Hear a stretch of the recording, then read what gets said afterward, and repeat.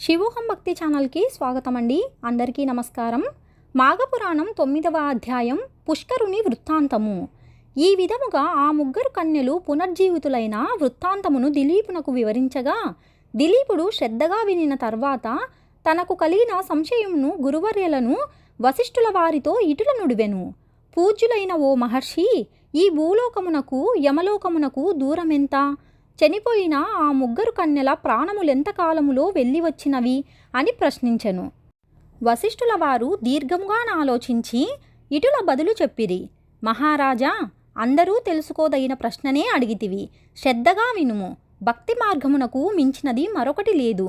చనిపోయిన ముగ్గురు కన్యలు పుణ్యవతులు. వారొకసారి మాఘమాసంలో స్నానమాచరించి ఉన్నందున వారికి కలిగిన పుణ్యఫలం వలననే మరలా బ్రతుకగలిగినారు.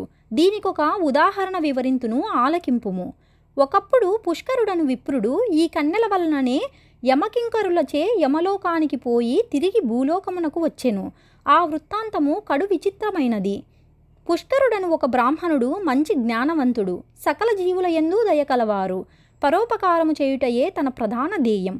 అతను ప్రతి మాఘమాసమందును నిష్ఠతో స్నాన జపములు మొదలగు పుణ్యకార్యములు విడువకుండా చేయు దీక్షావంతుడు.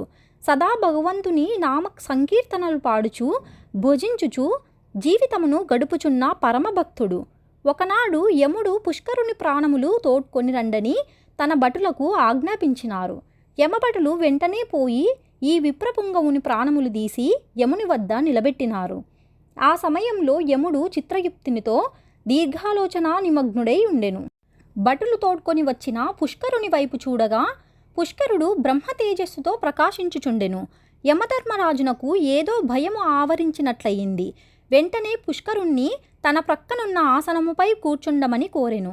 యముడు భటుల వంక కోపంగా చూచి, ఓరి భటులారా, పుష్కరుడను పేరుగలవాడు ఆ గ్రామమందు మరి ఒకడు గలడు. వానిని తీసుకురాకుండా ఈ ఉత్తముని ఏల తీసుకువచ్చితిరి అని గర్జించుసరికి గడగడా వణికిపోయిరి. యమధర్మరాజు పుష్కరుని వైపు చూచి నమస్కరించి జరిగిన పొరపాటుకు క్షమించమని కోరి భూలోకమునకు వెళ్ళు అని చెప్పెను.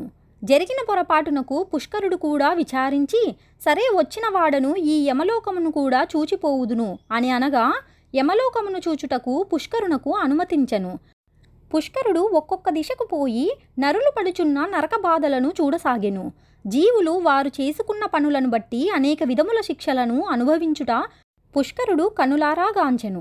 అతనికి అమితమగు భయము కలిగెను. తన భయం పోవుటకు హరినామస్మరణ బిగ్గరగా చేయసాగెను. వారి హరినామస్మరణ విన్న ఆ పాపజీవులు తమ తమ పాపములను పోగొట్టుకొనుచుండిరి. వారి శిక్షలు ఆపు చేయడమైనది. యమలోకమంతయూ చూచిన తరువాత పుష్కరుడు తిరిగి భూలోకమునకు వచ్చెను. పాపులు అనుభవించుచున్న నరక బాధలను చూచి వచ్చినందున పుష్కరుడు మరింత జ్ఞానంతో దేవుని స్మరించుచుండెను. ఈ ప్రకారముగా కొంతమంది పుణ్యాత్ములు యమలోకము వెళ్ళి తిరిగి వచ్చిన వారున్నారు. ఇది నిజము. మున్ను శ్రీరామచంద్రుడు పరిపాలించు సమయమున ఒక విప్రకుమారుడు చనిపోయినారు. ఆ వార్త విని రామచంద్రుడు యముణ్ణి ప్రార్థించగా యముడు ఆ బ్రాహ్మణ బాలుని తిరిగి బ్రతికించినారు. అటులనే శ్రీకృష్ణుడు తన విద్య గరిపిన గురువుగారి కుమారుడు చనిపోగా తన మహిమ వలన తిరిగి బ్రతికించెను. మాఘపురాణం 9వ అధ్యాయం సంపూర్ణం. మరొక వీడియోలో మాఘపురాణం 10వ అధ్యాయం గురించి తెలుసుకుందామండి. సెలవా మరి. స్వస్తి.